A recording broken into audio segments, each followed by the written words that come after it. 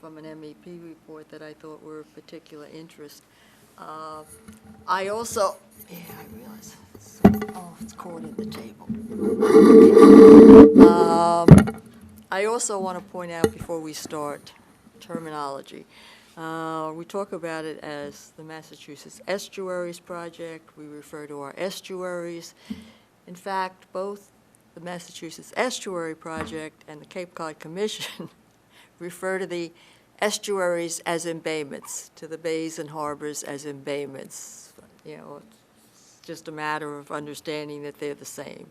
And then they also look into what they call the sub-embayments. For example, in Nauset Harbor, Town Cove and Salt Pond are two sub-embayments. Okay. How did we sort of get where we are? In the 1990s, I apologize, I'm going to have to do a lot of reading because I did not have enough time to both do this and get it sufficiently committed to memory to deal with it otherwise.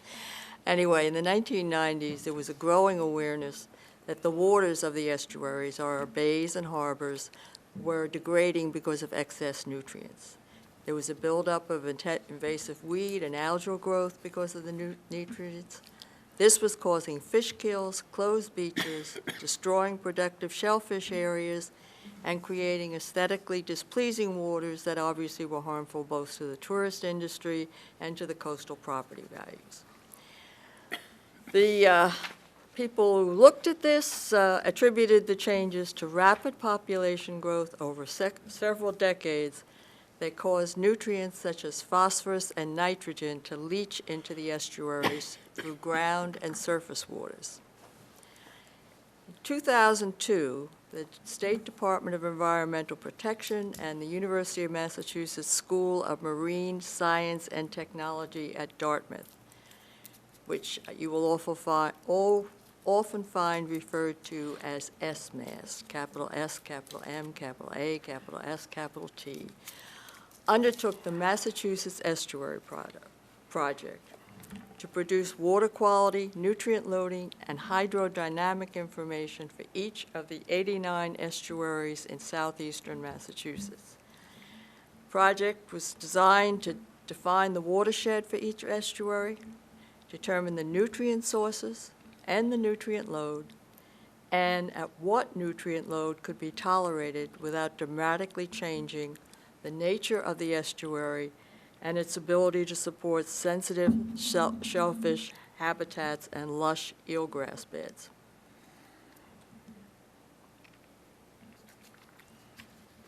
The project defined the acceptable load in each embayment or sub-embayment in what was called a nitrogen TMDL, a statement of the acceptable total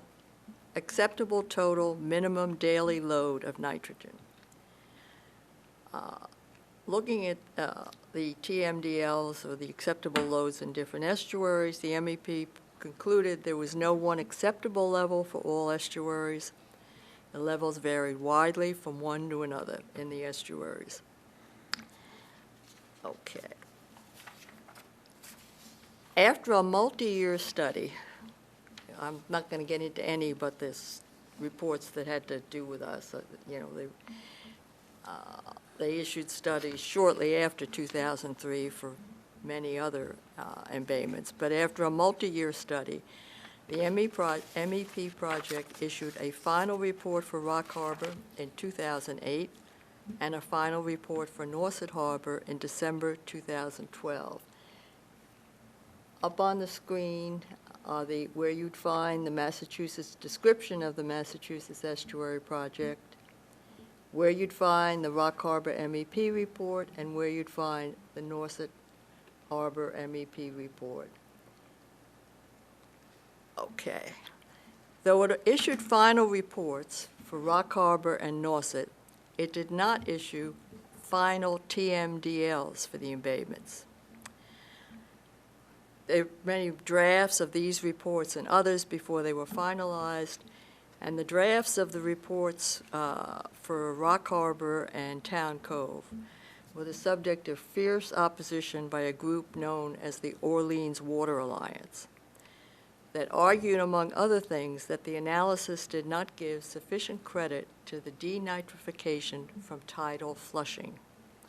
I can't do their argument full justice, but it was something to the effect that they believed that when the ocean waters entered and left, they were flushing out nitrogen in the estuaries, which was not the way that the MEP viewed it. The opposition, and they had other problems with the methodology that the MEP was using. The opposition of that group and others to the MEP methodology led to the Cape Cod Water Protection Collaboratives commissioning a peer review by a group of relevant scientists from around the country. And in fact, the peer review, after they'd issued their report, they had a large public meeting in Hyannis where all of the scientists who had participated in the peer review attended. They gave oral presentations on their findings and conclusions, and they also took questions from the public, and including many critical questions from people who didn't agree with them. But in any case, the peer review affirmed the validity of the methodology used in the MEP studies, and they further recommended something that is very interesting in terms of what developed with the Cape Cod Commission, that an adaptive management framework be used with continued monitoring, data analysis, and modeling to improve scientific understanding and reduce uncertainties in the processes in the watersheds and estuaries. It recommended that towns use this adaptive management framework to develop and implement wastewater and nutrient management plans, and to make improvements along the way to ensure that progress was made in the most cost-effective manner while gathering new information to improve upon the scientific analysis and the initial wastewater and nutrient management plans. There is a cite to the peer review report up there. And there's also a short summary of their conclusions where they mention the adaptive management. The importance of that being, obviously, that it meant that if a town began on a certain plan of how to treat the embayments or sub-embayments, how to approach nitrogen reduction as it went along, as it learned more, it could refine its plan, it could change. Nothing was locked in by what the town started with, obviously, except to the extent that monies were spent or something like that, they were not retrievable. But in terms of the town's ability to make changes to improve what it was doing, that was an important recommendation of theirs. And this next table actually summarizes. Get it all on the screen? I think so. Let me see if there's anything under. No, that's not all, so I'm going to have to reduce it. Reduce it here, but not for you.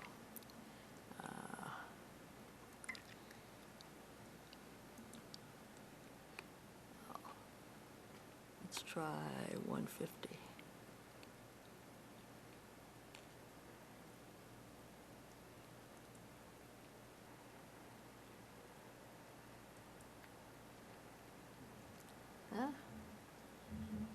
I still can't get that last footnote.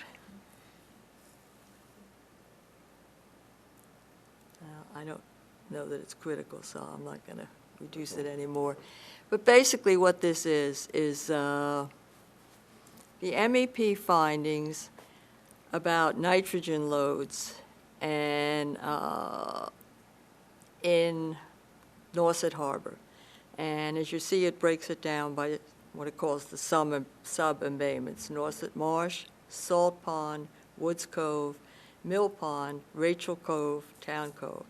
Now, you might have heard in discussions of the Cape Cod Commission that their list of sub-embayments is a little different because things did change as time went on, and there's things like Nauset Stream and I forget what the other one is.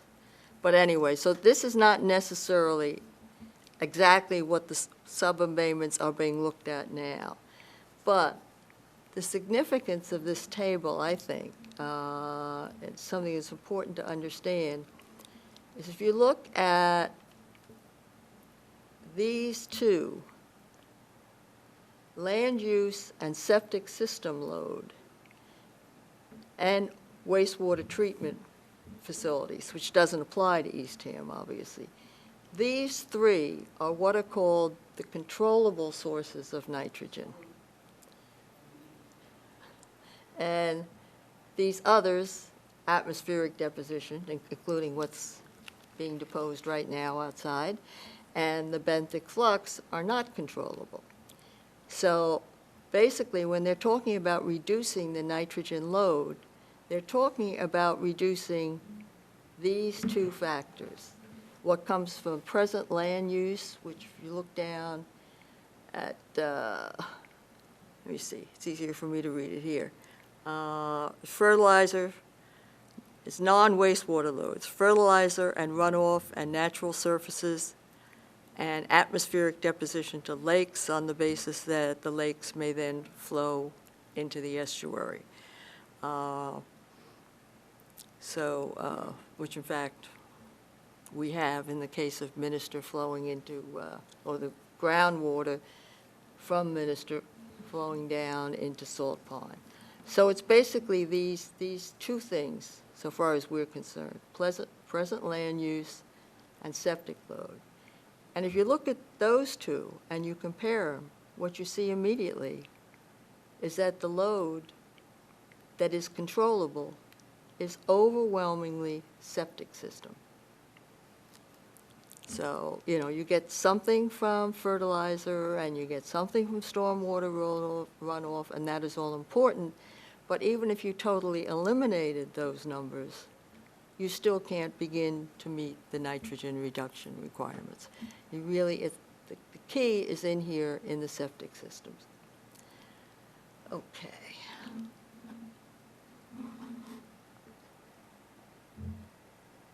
The next table shows what the MEP defined as the target watershed loads. I guess if I could get these both up, I didn't think of that. Probably makes more sense if you can see them both at the same time. Benthic flux, by the way, is the residual nitrogen that is in there already. It's in the bottom, and and from time to time, there is some movement in that, and it kicks up, and but it's there. So again, that's something that you can't reduce. You can reduce what's coming in, but you can't reduce what's there. Eventually, over time, as you reduce what's coming in, that benthic flux will reduce. Okay. So this next table shows the target thresholds. So if we look at Salt Pond, saying 1.196, I flip back to here.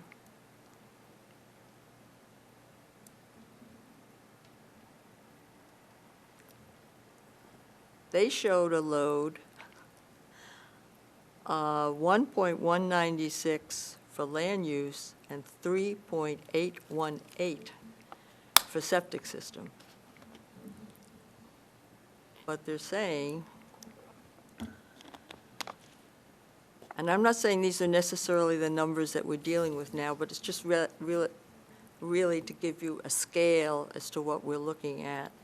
What they're saying here is the target threshold that they want is 1.196, which is the land use number alone. So remove all the septic. what does that tell you? Right, Mike? We got to get rid of all the septic. Well, or most of the septics and some of the land, the fertilizer. Yeah. Because you'd have to get rid of, you can't have absolutely zero, so you'd have to steal some from the. Yeah. But we do get, sort of aside from where we are now, but we will get some credit for our fertilizer regulation, which is how it works. and some credit for our stormwater runoff program. Those are not huge numbers. Okay. Now, is a salt pond septic, is that direct septic or can it be coming underground? All of these are what, okay. The nitrogen from septic systems is what goes down from any septic system into the ground, okay? And then as it flows, some of that nitrogen is what they call attenuated. It's caught in the ground for various things. And when it enters a water body, it's called the attenuated nitrogen load. So, and in all of these, of course, we are only looking at the watersheds for those particular sub-embayments. So we're not looking at all of the septic systems in Eastham, for example. We're looking at the septic systems for Salt Pond, the septic systems in the Salt Pond watershed. Okay? And some of that is also coming from the dump, isn't it? I mean, salt pond? No, Sure, not pretty not close. septic. The landfill is a separate issue. Is that a Bennett? No, it's none of those things. The None of that landfill is shown up there. the landfill is 1,4-dioxane, and that's one of the contaminants of emerging concern. That maybe, and that was some question that Suzanne raised a couple of months ago.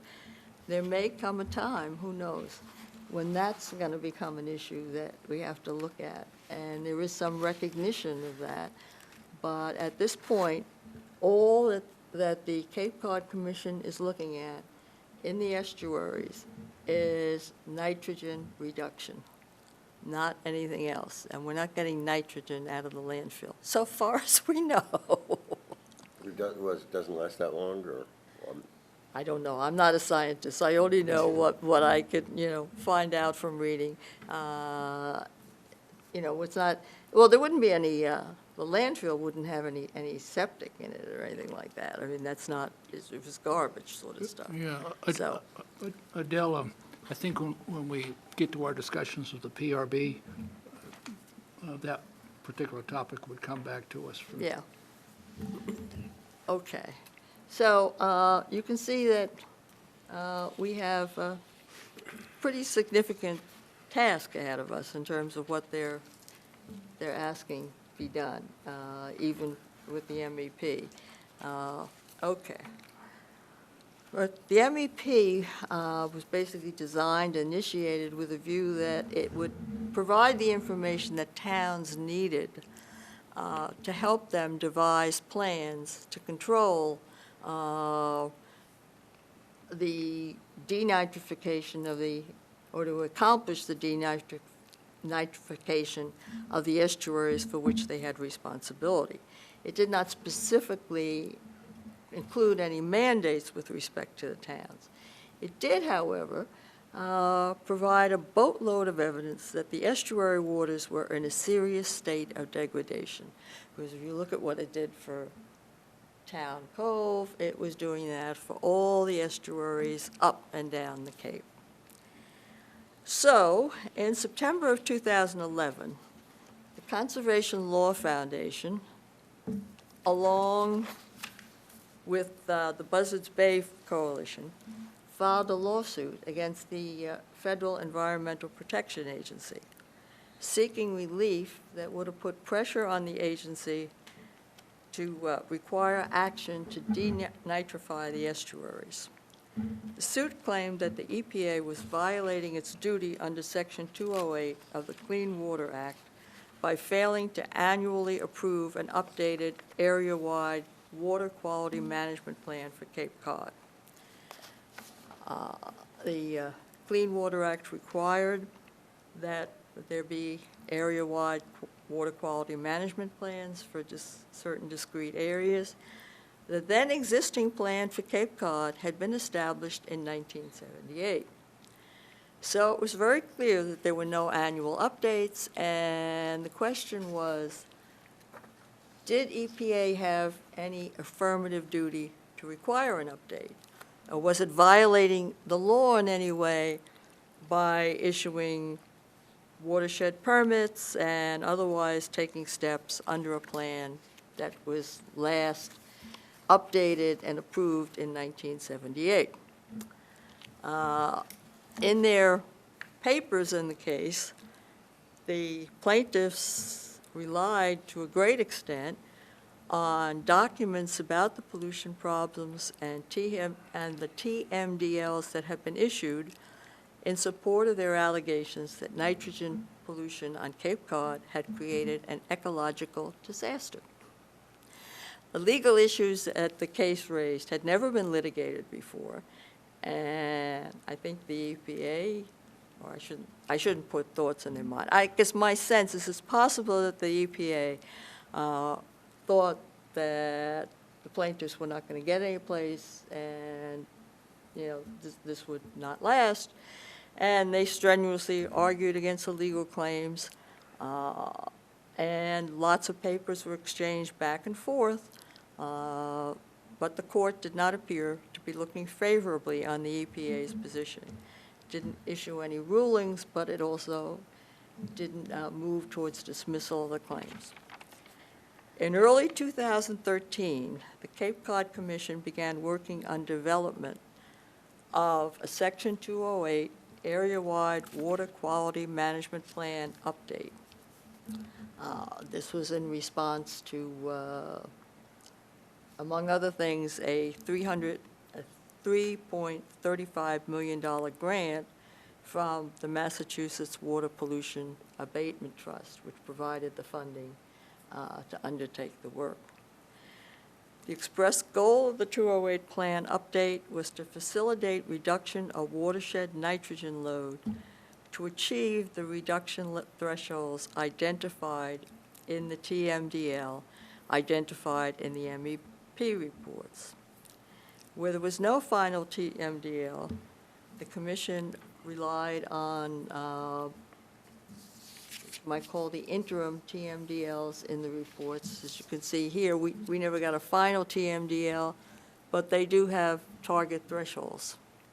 And so the Commission relied on those. The Commission developed a process for community input that relied on a series of meetings that involved 170 individuals Cape-wide, all of whom were self-selected. They volunteered as meeting participants. One of the stipulations of participating in the meetings is they laid out a schedule of 3 meetings in the fall, a couple of meetings after that, and you had to agree that you would attend all of those meetings. The meetings themselves ran for 4 hours. The participants were a mix of local elected officials, wastewater committee members, town professional staff, local business owners, local environmental organizations, civic group members, alternative technology interests, et cetera, and interested concerned citizens, just people who put themselves forward because of their interest in the issue. For the meetings, the Cape was divided into 4 regions: Lower Cape, Outer Cape, Mid Cape, and Upper Cape. Eastham at first was limited to meeting with the Outer Cape group. Shouldn't make much sense because the only thing in the Outer Cape group that referred to Eastham was Wellfleet Harbor. So after some discussion with the Cape Cod Commission that pointed out that basically Eastham had a big role and stake in Town Cove and Rock Harbor, both of which it had partial responsibility for, Eastham representatives were allowed to participate in the Lower Cape group as well. So Charles and Sandy Bain participated in the Lower Cape group, Mike in the Outer Cape group. I didn't participate in any because I was unable to commit to attending all the meetings because of a travel schedule. There was also individual involvement in an online game called Cape 2.0, where individuals learned about the Cape's water quality issues and could provide comments and ask questions. There were 900 people, 6,000 comments and questions. The Cape 2.0, you can't play the game anymore, but it is still up on the on the internet. You can look at it if you're interested. The Cape Cod Commission expressed its findings about nutrient loads, target reductions, all this sort of stuff, and a tool called the Watershed MVP, and there's a reference to that up there. And although it used the MEP data to establish the acceptable nitrogen load, it did not use all of the MEP data. And this, the explanation for this is in that Appendix 5A, data utilized in Watershed MVP. What it boiled down to in what is the most crucial difference for Eastham is that the Cape Cod Commission developed its own water use data to determine the nitrogen load from the watersheds. Now, obviously, the water use data determines the nitrogen load and therefore determines what you have to do to meet the reduction targets. How much do you have to get rid of? The Cape Cod Commission, sorry, I thought I had that turned off.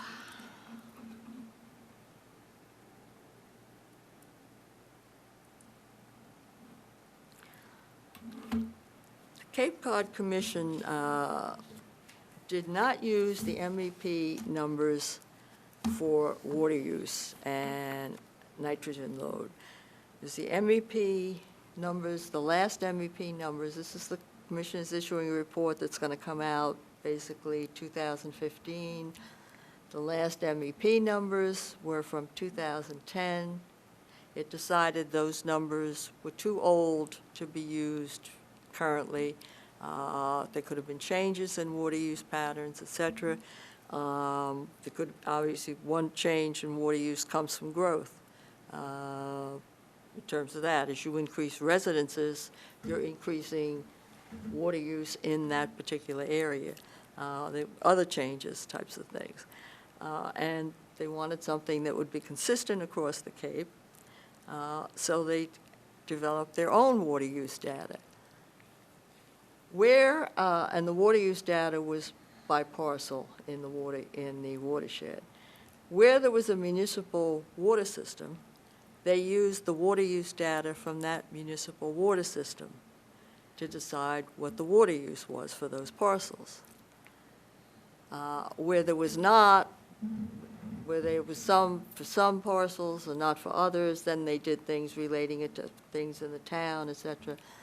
However, Eastham had a particular problem. It had no water use data at all from any municipal water system, since it had none at the time that the Cape Cod Commission was preparing this. And even now, it would not have enough data to mean anything, you know, by the, I think the latest figures were there were 230 houses hooked up or something like that.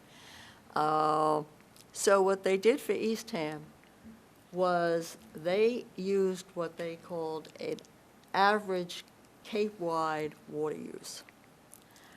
This had a very striking effect. That number was significantly higher than the water use data in the MEP report, and it was even higher than the water use data estimate used in construction of the municipal water system that our engineers had come up with. The numbers comparatively are Cape Cod Commission, 1,860 kilograms a year, the MEP, 1,560 kilograms a year. Our own municipal water system estimates 1,350 kilograms a year. So obviously the Cape Cod Commission numbers significantly increase the burden we have to meet the reduction target. This has been called to their attention, and they have not indicated any willingness to change the numbers at this point. It looks like the resolution of this issue may have to await experience under the operation of the new system. So there are some numbers out there of some numerosity and significance on which to perhaps get some changes in their load numbers. And as I said, this is all explained in Appendix 5A. Okay. Okay, on the thing where the amount we have to reduce it by, how do they measure that? Would it be percentage of what we're using, or just using less water? I mean, how, if they have, if we're. if No, we- we can't use less water, but they're not saying you use that. It's really the water use determines what the nitrogen load is. And I cannot, I'm not a scientist, I can't take you through the steps by which they extrapolate that. But they look at water use, and they decide if this is water use, then this is the kilograms of nitrogen that are entering the estuary from the water use in the watershed of that estuary. There's some discussion of this in the Cape Cod Commission plan, some in the watershed MVP. There's probably even, there's maybe more of an explanation of the methodology in the MEP report. So they're assuming a certain amount of, there's a certain amount of nitrogen per 1,000 gallons of water that was dumped Yeah, in. yeah. And to reduce your nitrogen load, unless you change that assumption, it means less water. So they must be assuming No, you no. can do a better job. No, of not reducing necessarily nitrogen. net slaughter. What can you do to either prevent the nitrogen that enters the groundwater from reaching the estuary, or once it reaches the estuary, what can you do to reduce its effect in the estuary? And that's where the Cape Cod Commission report comes in. But you can't have water control. Sorry, folks. You know, I won't mention what kind of controls you'd have to have, but, you know, that is the way it goes. Okay. So while all this was going on, the plaintiffs actually filed a second lawsuit, CLF and Buzzards Bay, in October of 2013. Aiming to increase the pressure to deal with wastewater and stormwater runoff. In that lawsuit, they claimed that individual septic systems, stormwater systems, and wastewater treatment facilities were point sources of pollution within the meaning of the Clean Water Act and subject to the various EPA rules related to such systems, which it would have been quite something, applying those rules to individual septic systems. And they did not seem to fall within the definition of a point source stated in the Clean Water Act, which looks at pipes, discrete conveyances, ditches, tunnels, et cetera. But in any case, they filed a suit, so that was sort of, in a way, like sort of upping the ante. We're coming after something else now. In November of 2014, the parties agreed to a settlement. These are the parties to the lawsuit: EPA, the Conservation Law Foundation, and the Buzzards Bay Coalition. They agreed to a settlement under which both lawsuits would be dismissed if the EPA approved an updated 208 plan by September 2015. So this was it. It was, so far as the 208 plan update was concerned, they were under a mandate to get it finished in time for the EPA to approve it by September 2015. The Commission completed its work on the plan in June 2015, sent it forward to the state where it was certified by the governor, and then approved by the EPA on September 2015. The final plan is available on the internet, Cape Cod area-wide Water Quality Management Plan Update, informally known for obvious reasons by the name 208 Plan. Like we're going to say. Okay, so plan does a lot of things. I'm only going to try and go through a few of the highlights. What are the highlights to me? of what the plan does. It designated each Cape town as the Waste Treatment Management Agency, WMA. And I admit that the acronym doesn't follow the language of the name, but that is the acronym nonetheless. WMA, responsible for achieving the required nitrogen reduction in the embayment, sub-embayments within its jurisdiction. The Clean Water Act required designations of WMAs to run these area denitrifications and for them to be specified in the 208 plan, and the Cape Cod Commission decided to have each town serve as a WMA. Now, obviously, that doesn't quite answer the problem, because in the case of Eastham, for example, we have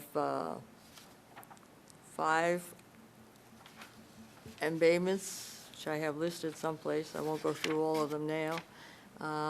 Of those, there's only one which is completely ours, which is the Herring River. All the others are shared, either with Eastham or with Wellfleet and Truro. So you can't just say be the WMA and, run this, because there has to be some common agreement between 2 jurisdictions or 2 municipalities where they're sharing responsibility for an estuary. And in that respect, the Cape Cod Commission has expressed an interest in seeing what are called targeted watershed management plans that would be joint plans by the respective towns. Commission 208 plan also established a nitrogen reduction target for each embayment and each sub-embayment within an embayment. So like the MEP, it has a target for each sub-embayment it identifies. And as I said, they are not necessarily the same for us as the ones that MEP that's established, because there's also now the Nauset Stream, Mary Chase, and also, of course, they have since, another thing that changed, actually, the MEP did not recognize that that Minister's Pond was part of the watershed for Salt Pond. In the development of the Cape Cod Commission plan, they redrew the watersheds for Salt Pond. So Minister's Pond is also, it's not exactly a sub-embayment, but it's an area that requires particular attention in dealing with Salt Pond. They assigned responsibility for achieving the required reduction in nitrogen levels to the relevant WMA, basically for the sub-embayment. So in our case, we have sole responsibility for dealing with Salt Pond, because that is not a shared responsibility. We share overall responsibility for Nauset Harbor with Orleans, and we have shared responsibility in Town Cove, but Salt Pond is, we have 100% responsibility for it, because it's all within the boundaries of Eastham. They specified the percentage of the overall nitrogen load that would have to be reduced, and the reduction in each of the sources of controllable nitrogen: septic systems, stormwater runoff, fertilizer runoff, and, if you had it, wastewater treatment systems. They identified a wide variety of, this is the Cape Cod plan, identifies a wide variety of traditional and, most importantly, non-traditional technologies that could be used to reduce nitrogen loads, provided detailed information about their use, including factors such as costs and what their nitrogen reduction capacity is. Now, the identification of the traditional technologies was something new. This was not something that had come up in the MEP or in prior years as people looked at how to deal with these issues. They mainly looked at the traditional technologies. And there had been a growing field of development of technologies of what were called non-traditional things like permeable reactive barriers, constructed floating wetlands that were being tested and found to reduce nitrogen loads. And so that you'll hear references to something called the matrix and the 208 plan. The matrix in the 208 plan is basically a layout of all of the methodologies, traditional and non-traditional. It groups them in various ways, which ones are green, which ones are not. Green being they don't require sort of, how would you put it? They don't require construction, clearly, but in other ways, they are consistent with the natural system as it is. Some are designed to prevent the water, the groundwater, the nitrogen, the groundwater from entering the water body, and so those are grouped in one group. And some are looked at as, once the nitrogen is in there, what can we do to reduce the nitrogen, to take it out, in effect? And there are tables in there. I guess I didn't get that in the, okay. The discussion of these technologies is in Chapter 4 of the Cape Cod, of the 208 plan. Which is obviously an extremely important chapter. It's in Chapter 4, and then a lot of the information is in the appendices to that chapter. The 208 plan also offers technical assistance to the WMAs through the formation of watershed teams that are available to help in the development of a local watershed restoration and management plan. Basically, they cover all aspects of what a WMA might have to look to in developing its watershed plan. They even cover issues, it's running longer than I thought, even cover issues like community, not development, but community communication, basically. How to involve the community in the plan and explain it to them, I guess, is the best way, or get their input about the plan. The 208 plan adopted the adaptive management approach endorsed by the MEP peer review group, and it also recommends changes in state regulations and review procedures to simplify the process for towns seeking to establish watershed management plans. In the 208 plan itself, it is obviously very lengthy. From my viewpoint, I think the best place is to start, if you want to sort of look at it, is there's a summary at the beginning, which gives you a sort of an overall view. Chapter 8 at the end sort of summarizes where they're going, what they're expecting. Chapter 4, as I said, discusses all the technologies. 5, 6, and 7 are also lay out various aspects. Appendix 4B is the technologies matrix that shows the percentage of nitrogen reduction affected by various technologies. In other words, they break it out. What do you get from a constructed floating wetland? What do you get from shellfish? What percentage? That sort of thing. Okay, next steps.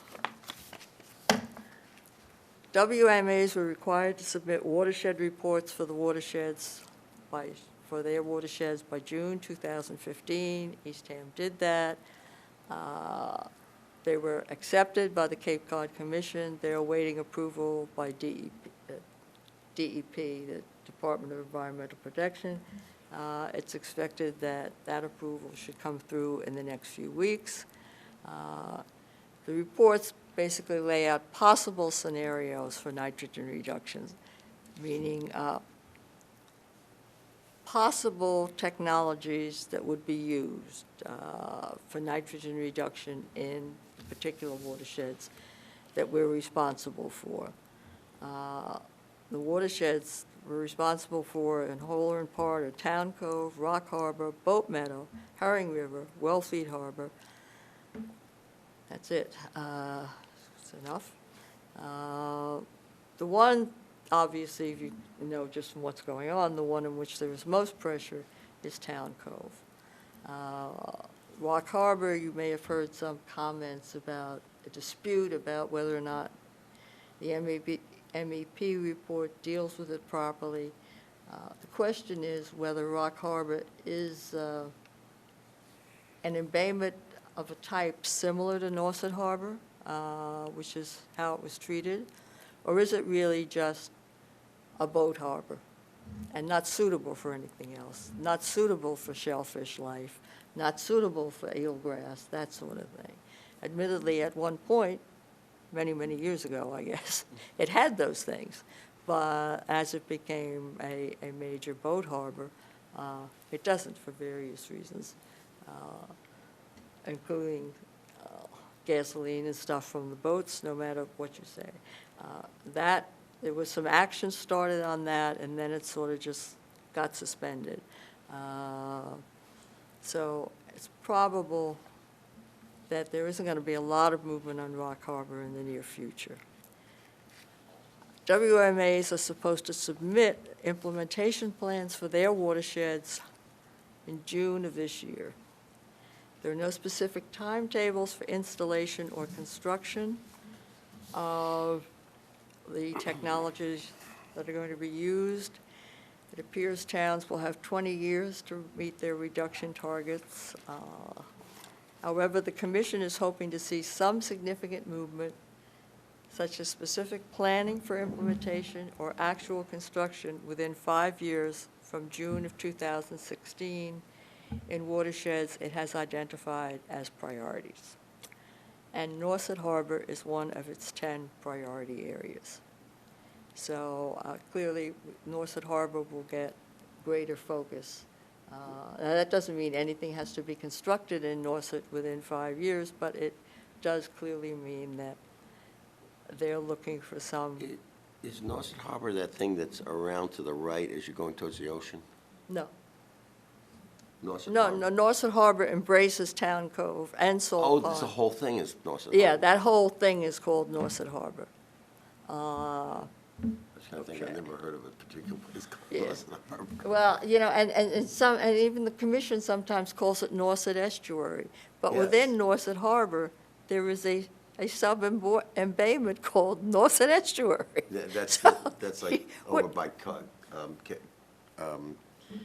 the Coast Guard does. Yeah.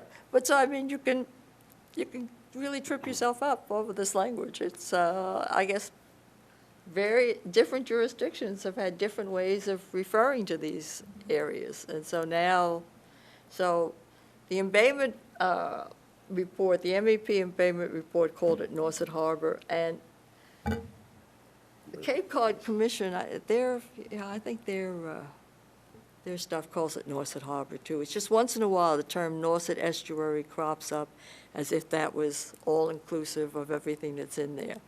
So, The area towards Coast Guard probably should be called Nauset Marsh or something. It is, it's just Nauset Marsh, that's all it That's is. what I Yeah. thought that. yeah. Yeah. it's- Anything that grows grass is a marsh. No, yeah, that's true, yeah. Let's see. Okay, oversight and the monitoring of implementation. A 208 plan calls for a monitoring system to assure WMAs are proceeding with their implementation plans. The Cape Cod Commission will be convening a technology summit to evaluate implementation progress at some unspecified time.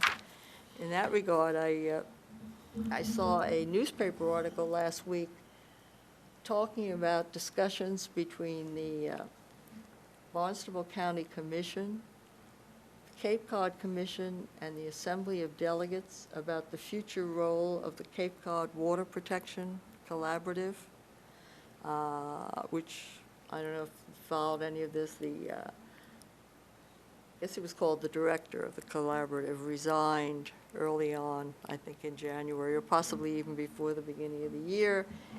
And there's been some discussion back and forth in the Barnstable County Commissioners about changes in the budget for the Cape Cod Water Protection Collaborative. And I'm not clear on all the details, but basically the article was suggesting something along the line about that the Barnstable County Commissioners were suggesting that perhaps the Cape Cod Water Protection Collaborative could become the monitoring body to monitor the implementation of the various nitrogen reduction plans.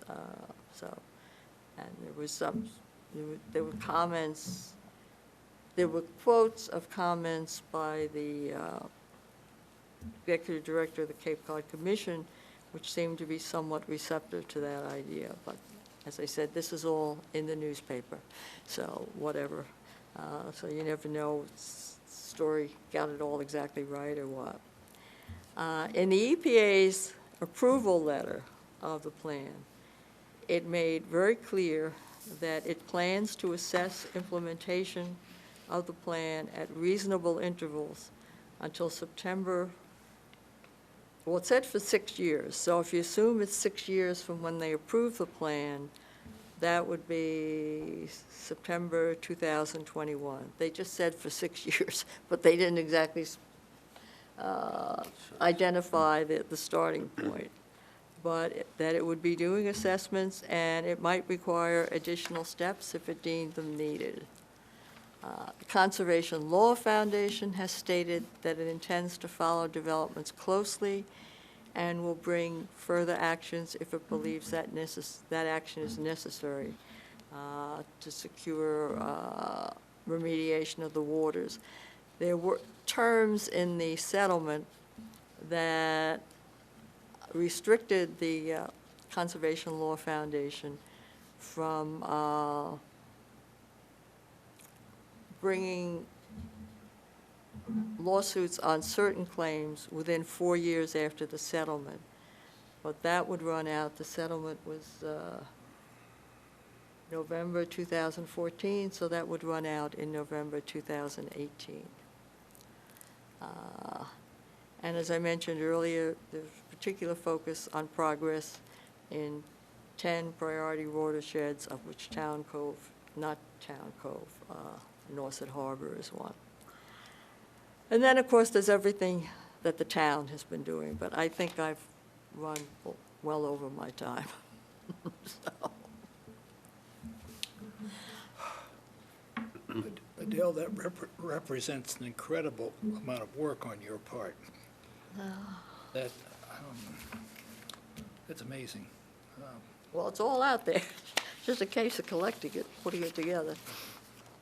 I also should mention that we did have the town did something in 2008. It hired Stearns and Wheeler, the predecessor of GHD, to do a study of water issues in the town. And I think, did I get that in there? Oh, I think I did.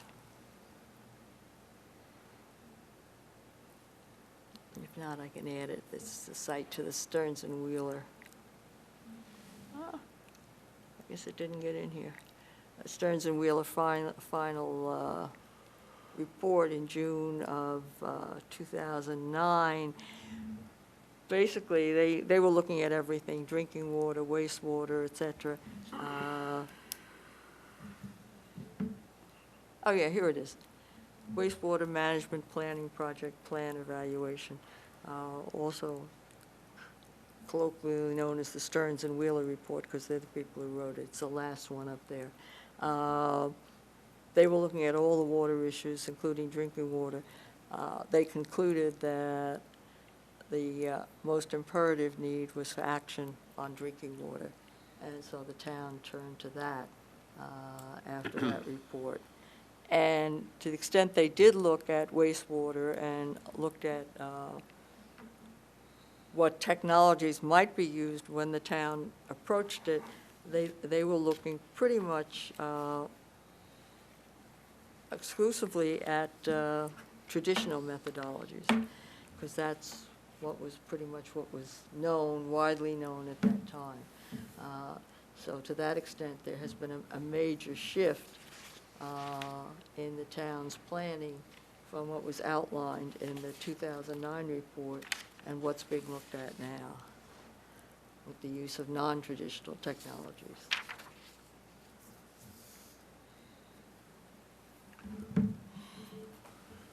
So, any questions more on what Adele has said? What's every start? Are you all completely? You covered it. Wow.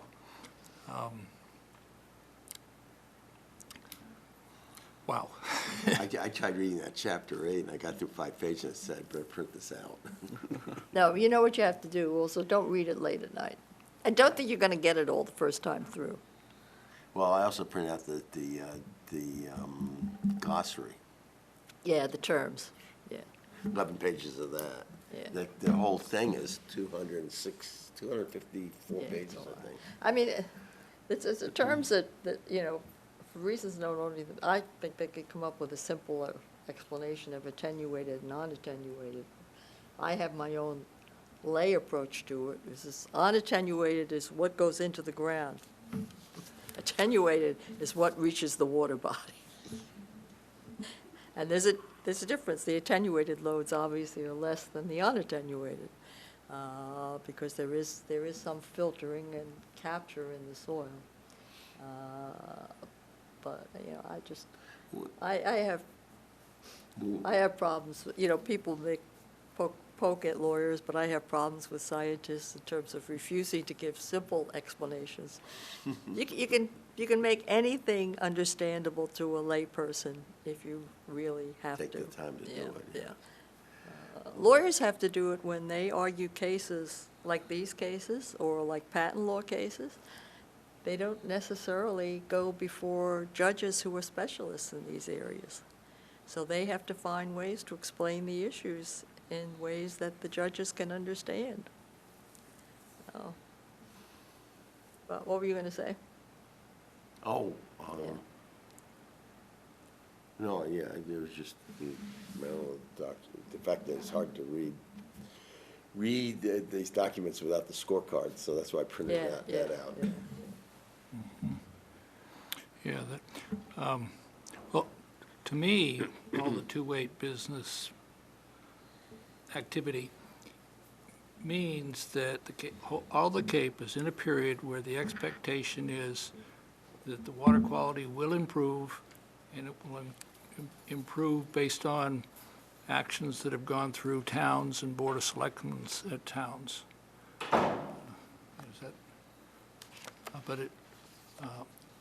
I think within the next 5 years or so, there'll be a certain amount of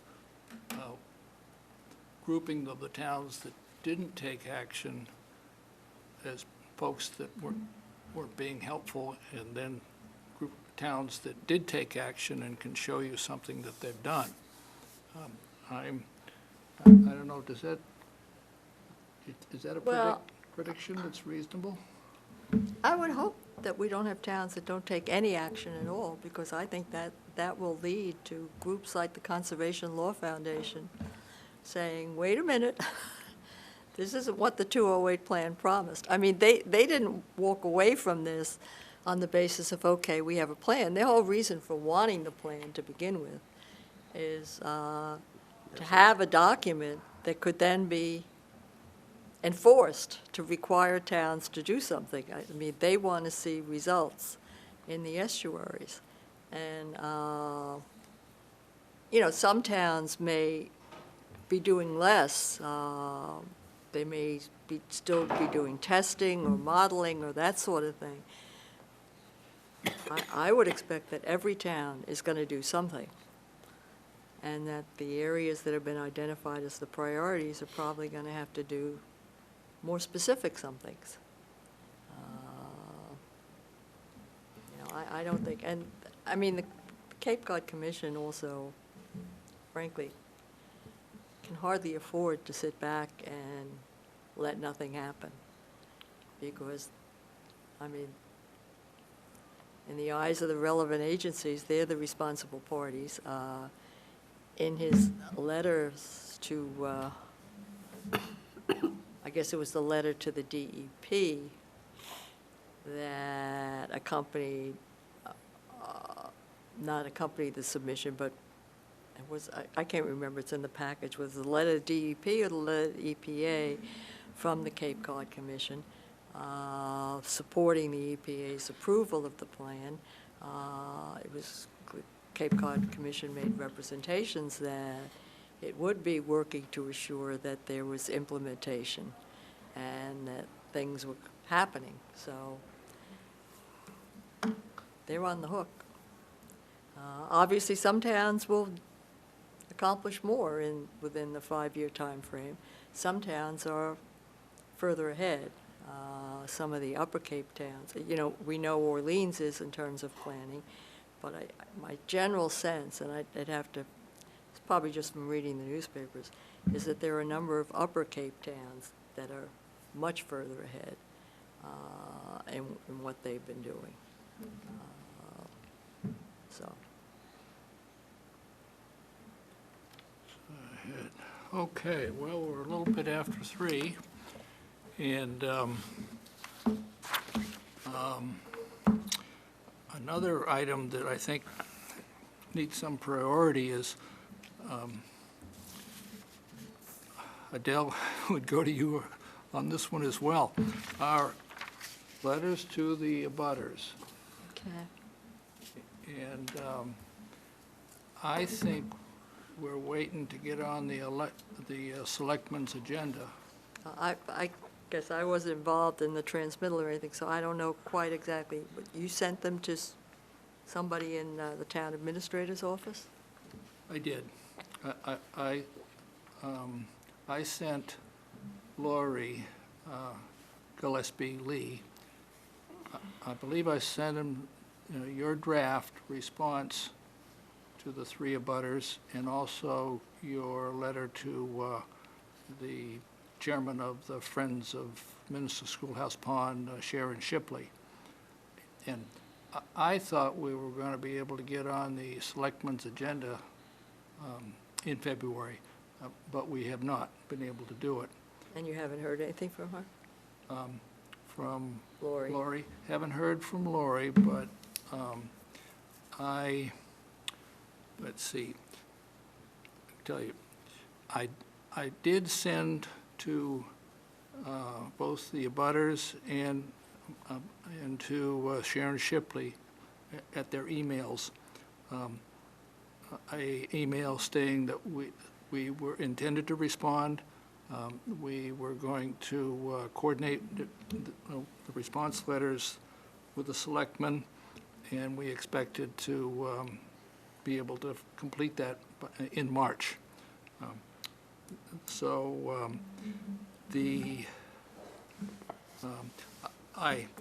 In preparation for talking to the selectmen, I did prepare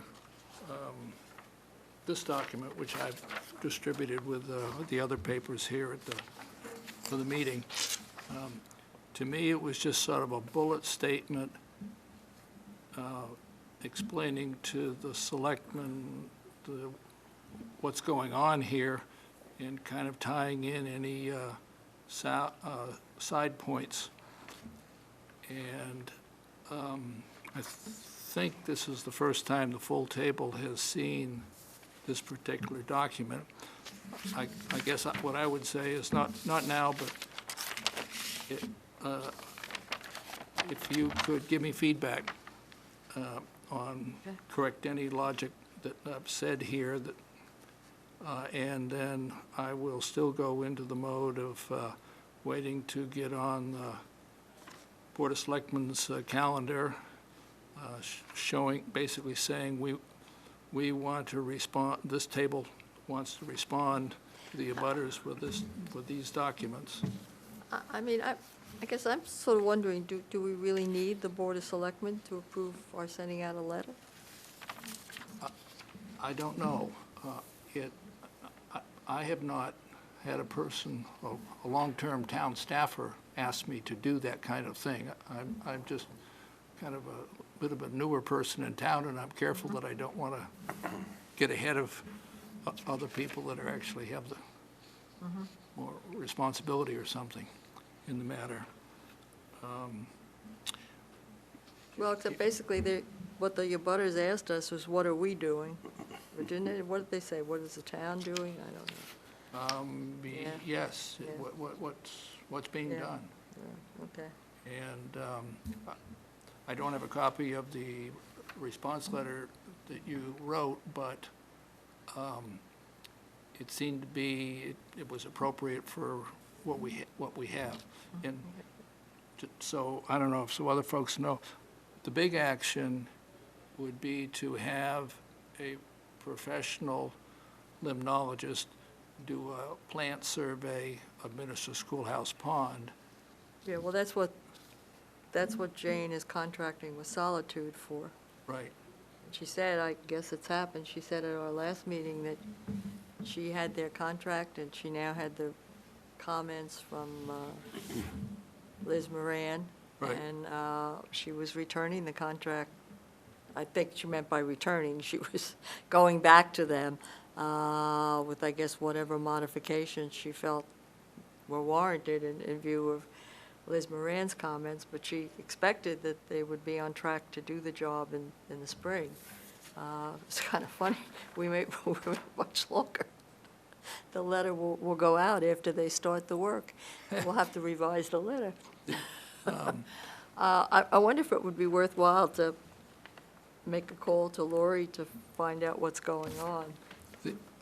I can do that.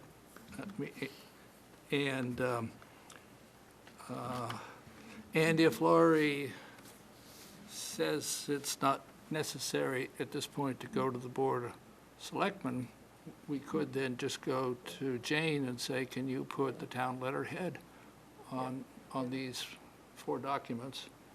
And off they Well, go.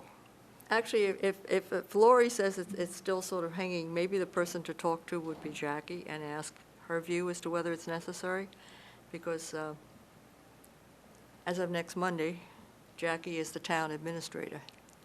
Yes. So might as well ask, maybe email her copies of the letters and the incoming correspondence and ask her whether or not she thinks it's necessary to get approval from the Board of Selectmen to send them out. Sounds good to me. Because, it is, they no doubt think that we're asleep the abutters no doubt think we're asleep at the switch here. Yeah. Yeah. It's a The long pond's time. exactly the same as it's been for the last 35 years. It's just a waste of money anyway. That's your view. Yeah, it's exactly the same. Hasn't changed a bit. But, well, They claim They it's just saw not. the other ponds getting cleaned and they wanted theirs cleaned so they could swim in it. It's never Well, going to be a swimming pond. It's don't always going to be a mud hole. There's no springs in it. well, I might disagree with you, Jimmy, Well, on they that, have but- pictures that claim to show the difference. I don't know. Different time I'm of not. year or something, perhaps. Yeah. This road here, Park Street, the point of this is to try and establish that the town owns it, so the town's responsible for diverting the runoff that goes down into the pond. Yes, yes. It's interesting, this road, this is what, of course, this is 37 years ago. The road's actually over here. I mean, you can get satellite photographs too, and they're this way. It doesn't go that way. What are you saying? The road doesn't go straight down here, right at this intersection where these properties come together. It takes off in this direction and then comes back around. small matter, but I mean, if you wanted to do, Well, or, I mean, that's where it's physically, not legally perhaps, well, but physically, that's where it is. yes, there might Maybe be a that's physical part legal. of what the problem is, as to what, who Well, owns but if it what. goes into there, it goes into the school property. It runs closer to the school than the map shows.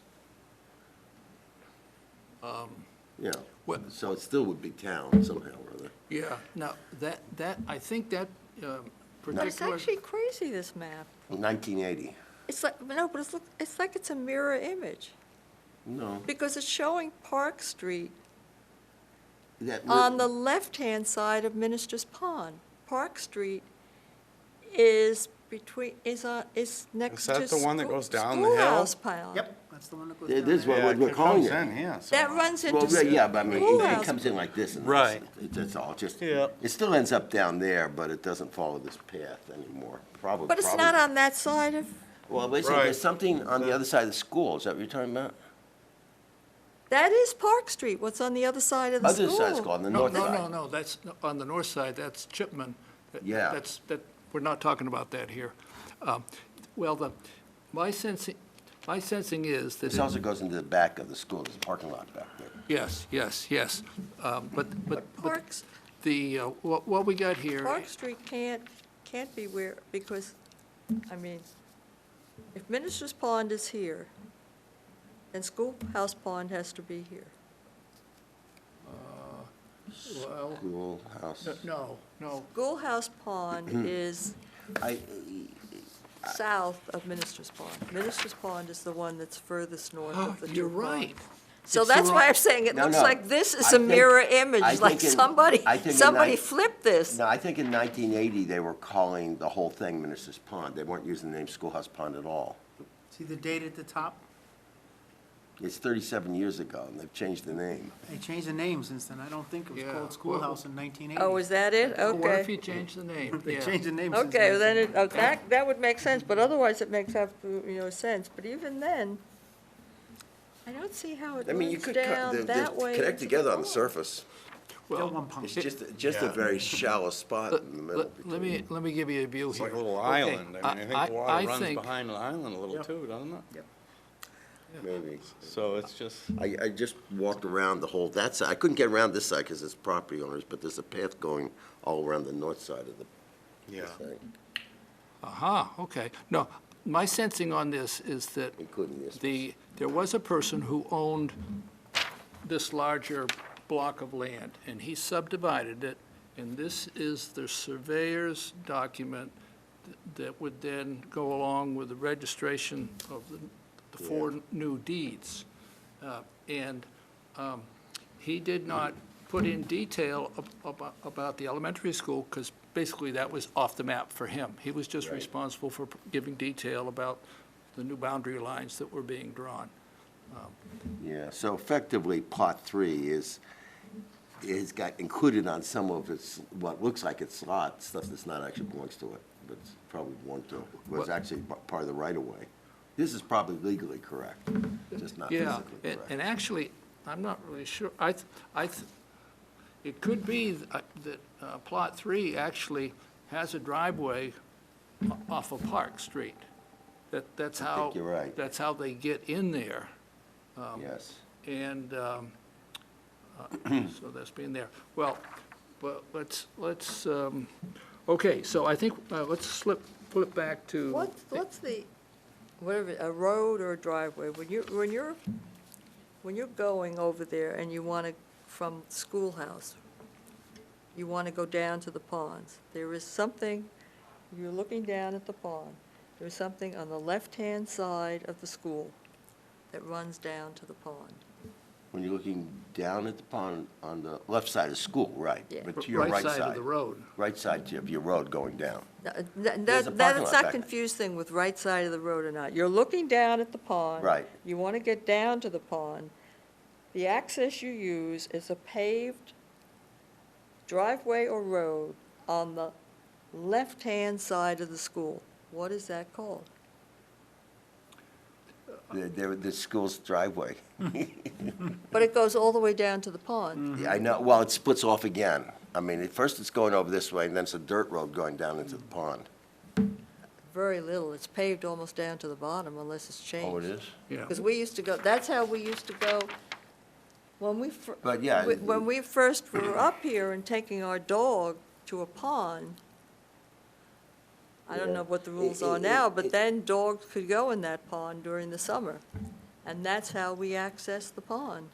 Yeah, when you go down to the bottom, there's a bulkhead or something like that. It's like a But it's in landing. really bad condition. I don't, maybe at one time it was a way you could get a boat in or something. Oh, people still put boats in Yeah. from A there. kayak could carry you. They have a couple like telephone poles stacked on top Exactly, of yeah. one another. Yeah. Yeah. That was to stop it from washing in the pond, but then it cut in the side and Yeah, so that whole bulkhead looks like it's not Yeah. doing what it was No. supposed to be doing. Okay. Yeah. Well, All right. what I did is I emailed both the town administrator and Neil Andrus a scanned copy of this surveyor's map. Right. And the email was kind of short, but saying this may help us understand whether it's public or private. Now, the town may need something better than just this surveyor's map, because this is sort of a third party saying what they knew at this time. So I don't know if it's good enough for the town then to say, okay, yes, we own it, and therefore we can do work on it. I think that information will come out, but it's a slow-moving action, and so we just have to kind of wait and see what happens on that.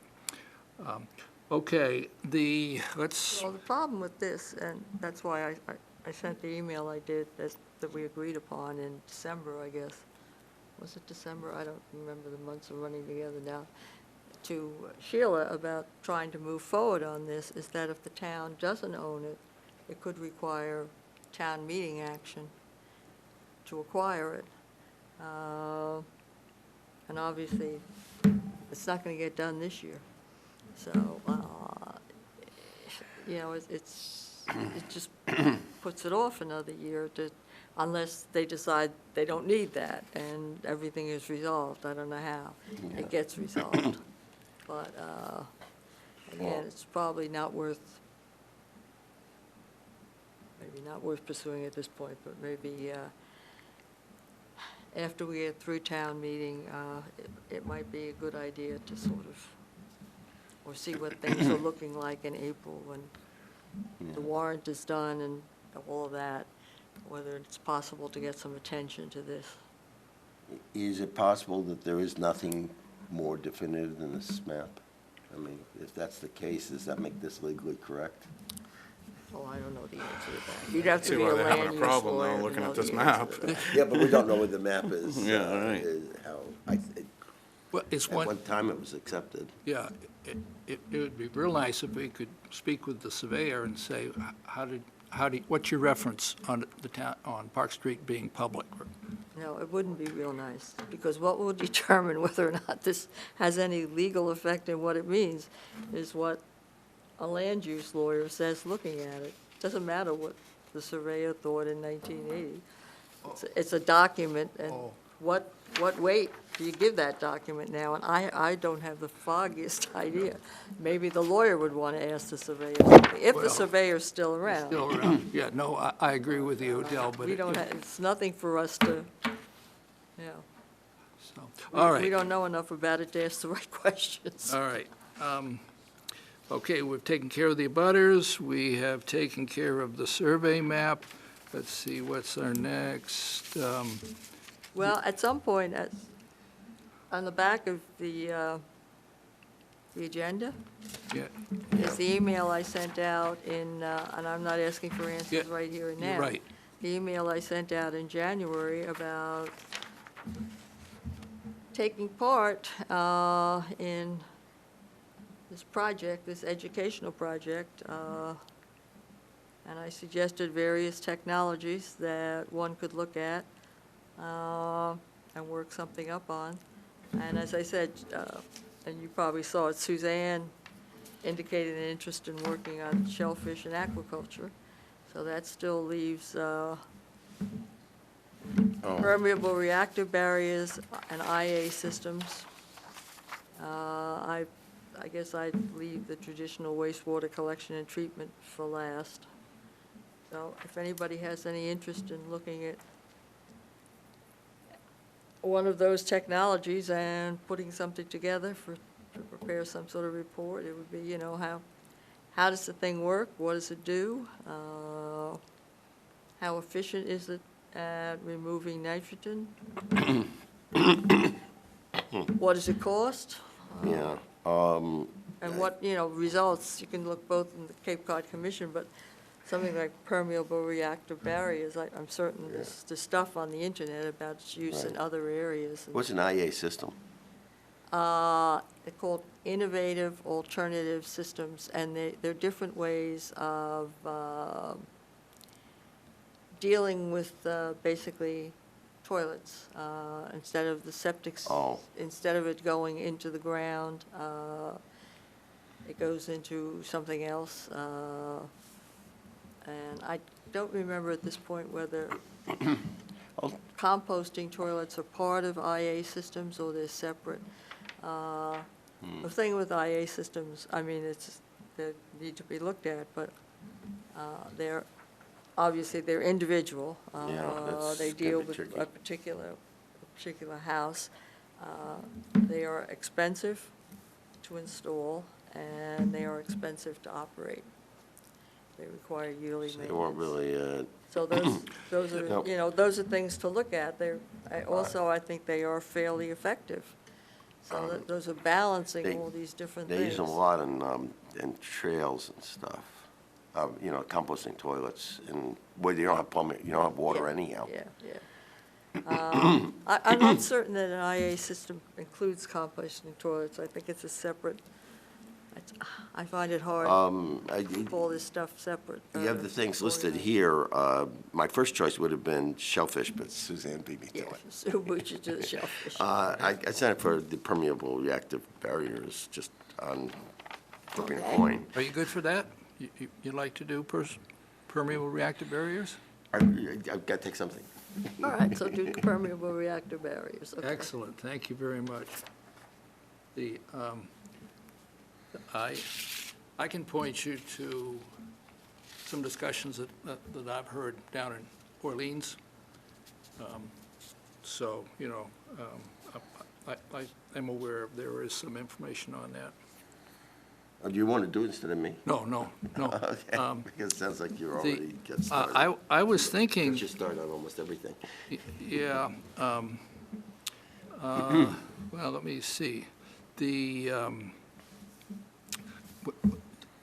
We've got, it's very good that we have both Scott now on permeable reactive barriers and Suzanne on the ponds, saltwater. No, shellfish. Oh, shellfish, excuse me, shellfish. I think those are the two big items for Eastham at this time with respect to Salt Pond. It's a little more ambiguous as to where Eastham is on Town Cove. I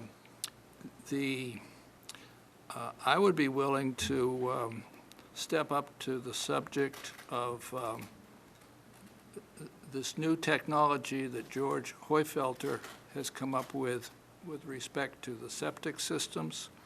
And that, we may, in the town, end up providing him with a pilot place. He is looking for places to pilot that technology, and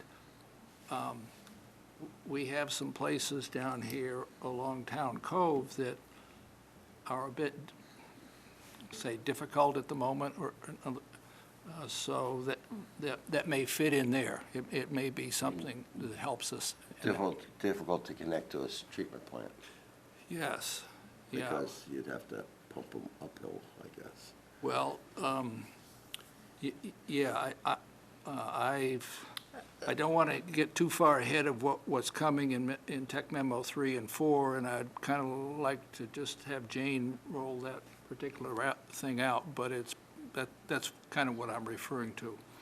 I don't remember much about the Heufelter technology in Tech Memo 4. As part, I've tried to focus on the the possibilities that was suggested in the various hybrid plans. I mean, it might be true that there could be a pile of something else, but I mean, George has repeatedly said that, I mean, it's sort of some years down the road before we can be certain of the effects and the ability to adapt them to large scale.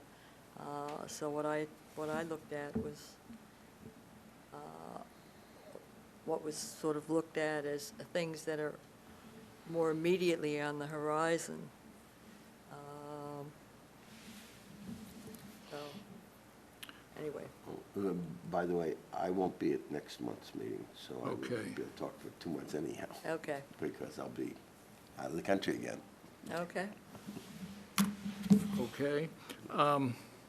Well, And- I'll talk and to it- Jeff and see if maybe he might have any interest in doing something with the IA systems. Because that one's still left open, and he had it sort of indicated an interest, but he didn't get back to me on any specifics. So, You say Jeff on IA? yeah, he raised a question once about it, what it was. So maybe I'll go back to him with this That's what I question. intended to- Yeah, well, Adele, All right. that would be helpful. You If want to talk you- about George's stuff? Okay. um, But that is, we want to be clear in whatever we say, that it's understood that that's something that's down the line. What, is that, like, would go into individual houses? Yeah. It's a layering system. And instead of what we have now, the tanks and the leach fields, this is a layering system for effectively for the replacement for the leach field. Yeah, ultimately, we're trying to get the nitrogen to go back into the atmosphere or something, is that right? Right, Yeah, yep. yeah. yep. So you want some sort of chemical reaction that will free it from the. Yeah. Get the fixation. microbes. I guess it's called fixation or something like that when it gets put into Well, compounds. it's Well- denitrification. Yeah, The process we want. yeah. Yeah, I what- mean, the plant, like legumes, do the nitrification. Yes. Yeah, Yeah, yeah. yeah, So we want to exactly. reverse the legumes. Legumes? Legumes, Yeah, yeah, yeah, no, yeah. that's exactly right. Yeah, and everything else, but they're supposed to be. When I was a kid, we always talked about, this is great for fertilizing, for the farms and stuff, and crop rotation. You know, but Mm-hmm. Yeah. now it's mostly an issue, a negative issue. Yeah, well, Because and it gets that's into why water. there's concern about use of fertilizers, because fertilizers do rely heavily on nitrogen. And especially if you over-fertilize, It doesn't that get nitrogen is not going to be taken up by the plants that you're fertilizing. And that's how it seeps down into the groundwater. And I think any lawn fertilization, some of it gets in. We don't have as much of a problem in Eastham with fertilizer as some towns do, because as you notice when you drive around, we don't have a lot of lush lawns, We have Cape Cod including lawns. mine. I have a front yard and a backyard. Pleasant Bay used to be really good for fishing right underneath the golf course because it had all the weed there from all the fertilizer washing down the hill. Mike, on our education program, do you have any thoughts? You know, the traditional wastewater one is the one I've been the most familiar with. I mean, operating the plant there at the 4 Points and also the one at the Mayflower. But again, we're limited in size because of our groundwater discharge permit. We can't go over 10,000 gallons a day. And that's what we hold our limits to at those places. Eastham is going to process well more than 10,000 gallons a day. So, you know, exploring that as, on a small scale, and then the cost of building the plant and operating the plant. And I could certainly comment on my experiences with what we've done with them on a small scale, but they certainly won't apply to Eastham's. Well, but that would be something to develop in the report. I guess it's as useful to Mike, know what won't fly as what will. It works very well. It's just, we won't be able to get anything over 10,000 gallon discharge permit. Yeah, but no, that's important to know. I agree to with what understand. Adele just said. It helps the table. I will think about it and Understand the get back to you technology. by email. Yeah, Okay, thank you. and Mike, we are in that period where the selectmen have sent a letter to Orleans saying, we would like to be connected to your system. And Orleans is right now doing the hard design, 25% design of that system. So, yeah, that would be, Mike, when you respond, please respond to me. Yeah, well, I said respond all or no? Yeah, you can respond all, yes, Okay. that's fine, because you I said will- I I'll will get back respond- to you, so I'll I respond just, to yeah. this- to Respond this. all is fine. As you just Let me know. instructed, respond Yeah. all. Okay. Okay. All right, I think we're in a good spot. It doesn't, if it doesn't work out that way, we can reshuffle, but we've got to start. Okay, let me see, well, 4, yeah, let me just make a comment in passing. I know that Jane Crowley has moved the subjects of Tech Memo 3 and 4 along further, but I don't want to get ahead of her, and I'm just saying, let's just talk about those in April. But the contractor has brought back material to Jane as requested, and she's coming up on a more complete document. So, let me see, I guess basically the time to talk about those is after they've been presented to the Board of Selectmen, yeah, because they do have to be presented to the Board of Selectmen. Whatever, yeah, because they have to make some decisions.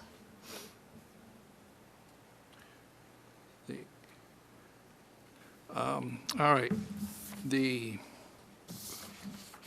We've talked about the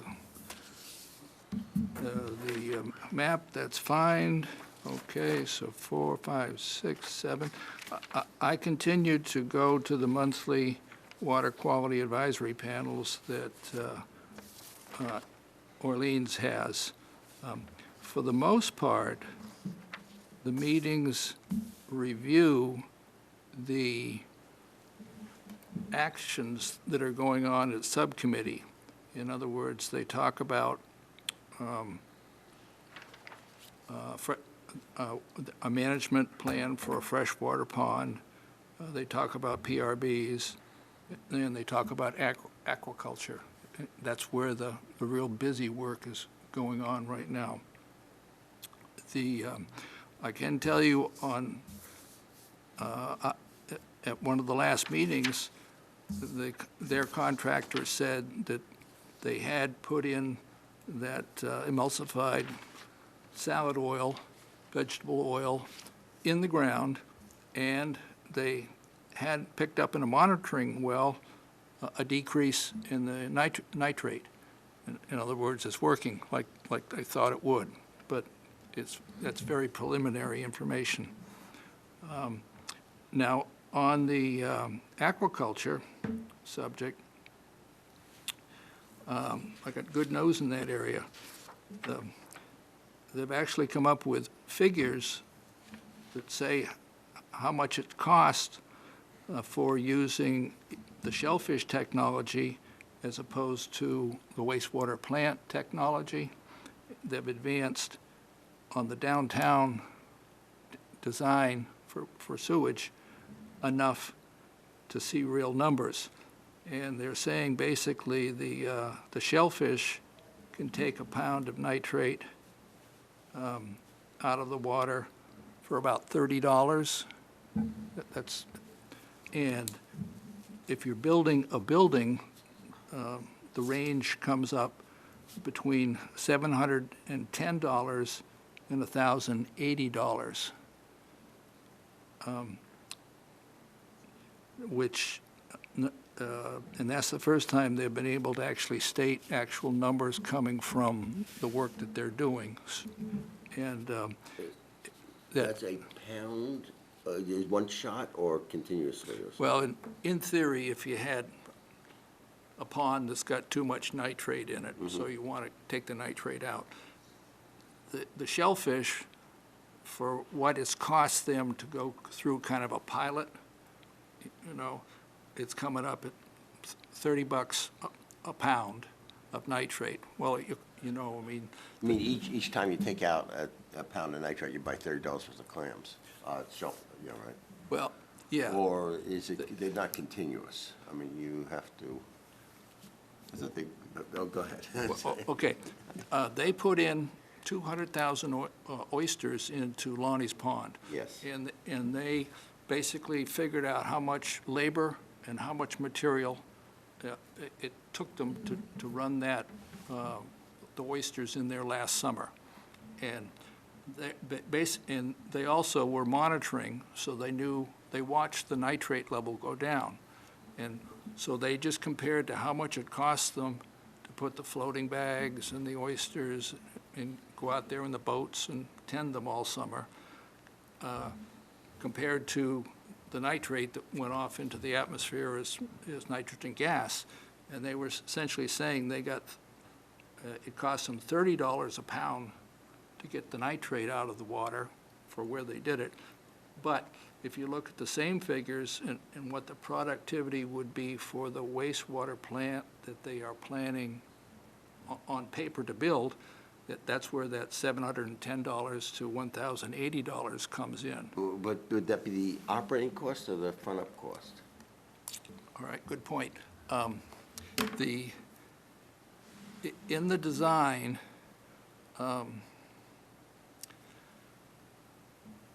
there are some of the columns of numbers that basically say this is how much capital and this is how much operations and maintenance, and they'll say, and this is the cost for borrowing the money over 30 years to do it. So they roll it all in together. That would do it, yeah. Yeah, so, I mean, the numbers are so big that the interest would be a lot more.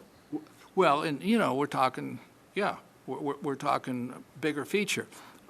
Where I'm thinking in this is that it does seem that for a portion of all that extra nitrate that's out there, that we have proven that shellfish, oysters can in fact fit in. I mean, They're certainly cost-effective. the bags floated all summer. Nobody had a boating accident. You know, the work is safe enough, you can do it. And we did get SMAS to do the monitoring. They've written a 65-page report, and they've sent the report out for peer review, and then they've had the comments on the peer review. And where they've gotten to, I think from SMAS, is a report that they can show to the state Department of Environmental Protection as being creditable science for saying this is getting done. In other words, to go forward with an aquaculture program in conjunction with other programs, it comes up with total numbers that meet the target for what they have to do. So let's see, what else I've written here. Yeah, they developed the papers, yep, that's good. All right, and let me expand that a little bit more now. There are some things, though, that have to be taken, I mean, I thought it's best to defer this to when we discuss shellfish per se, rather than take a little bite of it. But let me just say that it's not a, shellfish are not necessarily a home run. I mean, you've got to evaluate, there are risks in terms of disease and that sort of thing. And so this report looked at a successful shellfish venture, and I guess then that will have to be put in the perspective of, are there still remaining risks that haven't been accounted for? But I just don't want to leave it as, oh, yeah, we have discovered the panacea. But as I said, I think, if Suzanne is going to look at all this stuff, it's probably best deferring a full-fledged discussion to that time. I agree. I agree. I got one more little piece on aquaculture. The other side of the Orleans aquaculture investigations have to do with quahogs in what we call Nauset Marsh out here, Town Cove. And their plan is to enlist the the. Are they in the marsh or are they in Town Cove? They're talking, it's Town Cove, Okay. and now, basically Town Cove, because Orleans is the chief landowner Okay. for Town Cove. But they are enlisting the help of the wild harvesters for quahogs to go out and sample the existing beds that are out there. And basically, their idea is that, well, if they could get if they could get a person who normally is a wild harvester, who goes out there with a rake and digs them up, right, in his boat, if he could take 10 sites in a one-day period, they think it would be reasonable to pay him $200 to $300 for that day's worth of effort. And he would also be able to keep the quahogs that are dug up. In other words, that's, they wouldn't be under some other restriction of some sort. And they would eventually be sampling something like 2,000 sites. Now none of that is permanent. None of that has been fixed on a decision, but it's information that's kind of gone back and forth between the researchers and the working individuals in the room as to how they would see something coming together like that. So these wild harvesters would take the quahogs out of the water, and then the water would be sampled to see what the difference is in nitrate? No. How do they know what the removal does? That's ahead of where they are at this point. Right now, their question is, what is the population of quahogs out there They're just trying to now? determine how many quahogs there are. Right. And with the idea being is that they would say, well, if we did something with quahogs, we would be putting quahogs in there that aren't there now. So we need to know what's there now in order to understand what happens if we put some quahogs in. Yeah, Town There's Cove's already pretty- a lot of them everywhere, all through that marsh. Every place is loaded.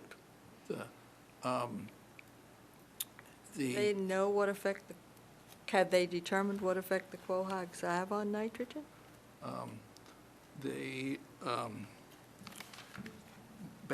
basically, what I heard, the SMAS PhD, Brian House, say was that the nitrate nitrogen that's in the water does end up in the shell and in the tissue of a quahog and also of an oyster.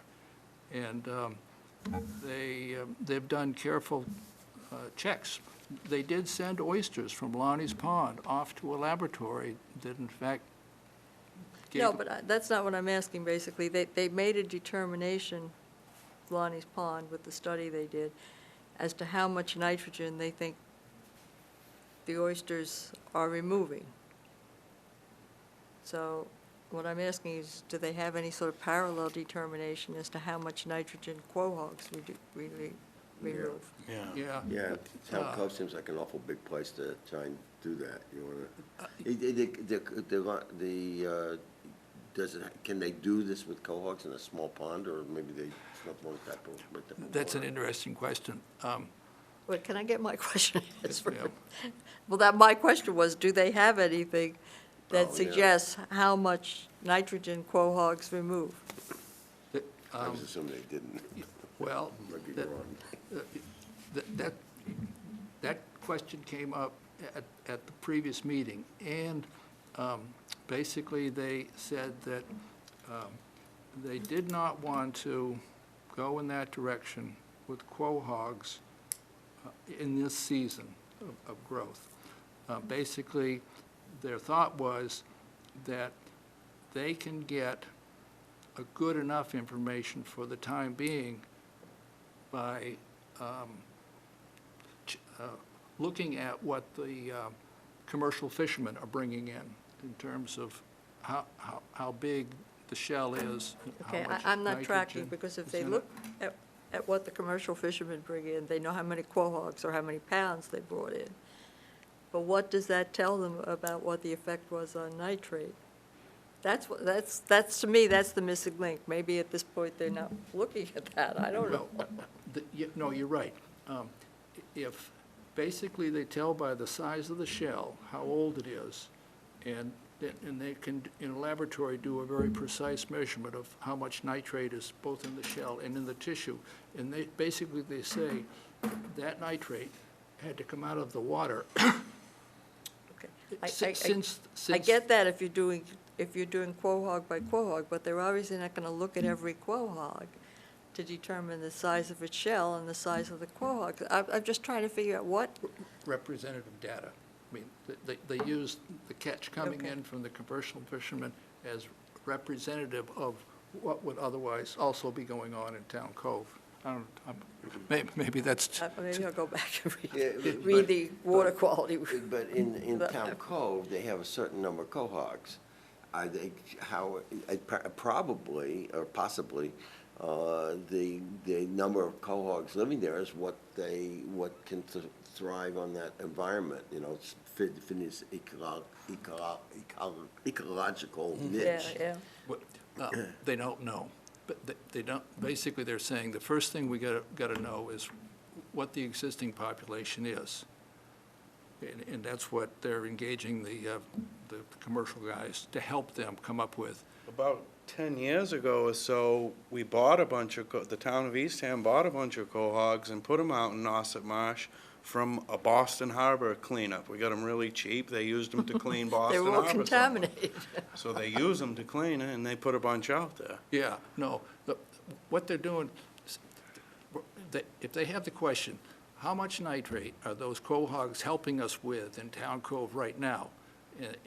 And they say, well, we don't know, because we don't even know how many are out there Right, that yeah. could help us. And so right now, they're at the point where they want to do the population survey, and they're trying to get the commercial guys to help them and make it worth their effort to go do it. I mean, yes, they'll benefit if they come up with good information about quahogs, but nobody's asked for this kind of information. The commercial guys have a sense of where to go and what it is, and Yeah, the oysters are done in containers or bags, something, floating right? bags. So they're not competing with the ones that are out there in the sand. They're in addition to the ones in the sand. Right, yeah, in Lonnie's Pond, there's enough organic material down at the bottom such that if the oysters were down there, that the predators would gobble them up real quick, because it's just not a healthy place for oysters to grow. But growing in the bags, and with all the little sampling monitoring stations all around the bags, and 200,000 oysters, they say they've got a good enough fix on it Right. that would survive. Go ahead. But could you, so let's say quahogs are a good trade-off. They're probably similar to oysters, but we don't know that. But the question is, can you have a quahog farm there that significantly increases the numbers? Would they be in these protected bags also, like they did with the oysters? Well, Jimmy probably knows. Yeah. more- Never more- seen, I'm not saying you know the answer. never I'm seen just saying that's my quahogs in a question. bag No, before. no, I've never seen quahogs floating in a bag. But they do before. oysters that way. Yeah, Oysters but can they be gone get- and they're they get protected in the bag. seeds. They What? get, there are oyster farms, Yeah. and they get oyster seeds, and that's what goes in the bags. So. And then they grow and develop. They're I don't- protected. So oysters They are have any kind of an animal it goes along with this procedure pretty well, but does that? Where apply do to you quahogs? get quahogs from? Suppose you wanted, You did can get 'em anybody anywhere. farm quahogs? Yeah, they gotta raise them. You can dig them too. Oh, yeah, I mean, you could, yeah, but I mean, if you wanted to say, like, I want, whatever, 100,000 quahogs, there are quahogs. places where you can go Yeah. and get them? You know? yeah, From Boston Harbor. yeah. No, Yeah, what had they had used them in Boston Harbor for that purpose and Yeah. then took them out again? Yeah, and then So they were took they them out when they keeping were them, done with them. when they and- were keeping them in bags in Boston Harbor, they're on the I boat? guess, yeah, I just remember that, Okay, so, We were also Well- buying them from New Bedford also. East Oh. Ham was at one time. Yeah. and those were being, Contaminated oysters, yes. oh, oysters. Yes. Oh, yeah, I was wondering if cohogs and oysters could be The, handled the same way. Scott, I didn't know this until I heard it in the meeting, but it kind of goes like this. In Alani's Pond, because you got too much old organic down at the bottom, oysters would never live there. Right. But you have that high nitrate level in there, so the question is, if we put in some oysters in floating bags in the summertime, will things get better? And the results have came back and said yes, and at the dollar price, those are the first numbers we know about for that. Now, cohogs, as far as I know from just listening to, oh yeah, these oysters, basically, in nature, they would just be down on the bottom, and they would be in a sandy area, and there would be no dark, mucky stuff that would, kill them off. They would sort of be in a dormant status for the winter, because that's their nature, and then they would essentially start growing again when the summer comes. Now, for quahogs, I mean, their whole life is down in that mucky stuff. The predators don't bother them. So there's different opportunities to bring in a commercial market aspect to help you do this, but it's not the same for the two different animals. One is this and the other is that. And no, basically, I think they were saying as well as the best we can do is find out if putting more quahogs into Town Cove would work out for us. Would it be a good thing? If we put in seed, would they grow and take up all that nitrate as they grow and eventually get harvested, and everybody comes out a little bit of a winner on the deal? So anyways, I got one more thing here. It is 4 o'clock. It is 4 o'clock. We have not done the We got to minutes. do the minutes yet. Okay, the search committee, Jessica Dill, is coming up with a program where she's going to videotape people from town committees for 2 or 3 minutes to make a program that would then be shown at the library as a civics exercise. And so the taping is on the 17th, which is, I guess, Friday of this week. I was thinking that I could, in fact, see if I can put together a 2 or 3 minute presentation that talks a little bit about the Water Management Committee. Mike here would videotape of it, and it would go into their program. So that's one piece. Now, another piece that has to do with recruiting, I did ask Jessica Dill if we, this committee, put a little item in the Cape Codder saying we need some folks on the Water Management Committee. Was she happy with that? And she said yes. So I'm not the greatest writer in that. Adele, would you want to write 50, Okay. 75 words Okay, saying, interested, call the receptionist? okay. And we'll get that in the paper for April sometime. Okay. Just, keep asking when we find folks that have an interest in doing it. All right, let's do minutes then. And Adele, I can start off by telling you I have no changes. What you have written is on the spot.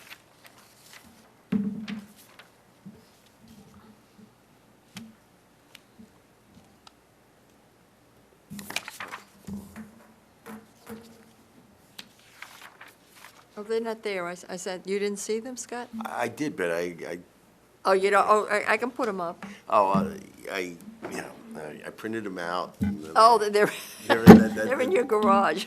Well, Frances brought it back into the house because she found them It was nice of her. Brought them in. But what I was worried about was the Lucy find it being somewhere on the street, because I remembered after I Oh, was I'm driving in the the parking wrong lot that I place here. sat on the roof of a car and hoped for, fortunately, it was the car that stayed parked, not the one I was driving. But otherwise, I got a paper copy if anybody wants to look at them. Oh, yeah. got an extra one, I did look, I guess I did look through most of this.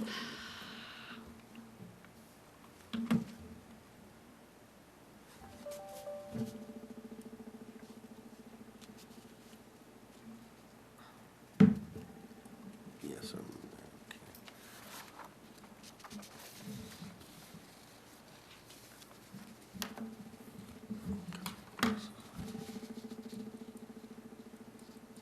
I'm not finding it quickly. My big contribution, I moved that we adjourn. Yeah, okay, that's what I remember.